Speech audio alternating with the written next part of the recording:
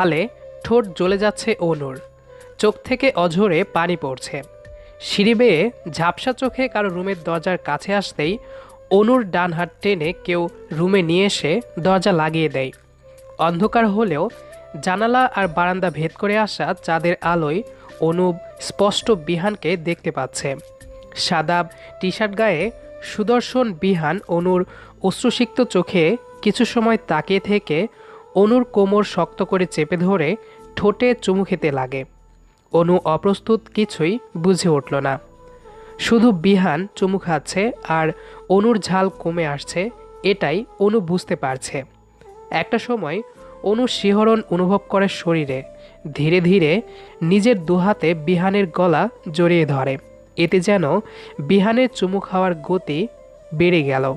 প্রায় 20 মিনিট পর অনু বিহানকে সরাতে চাইলে বিহান দেওয়ালের সাথে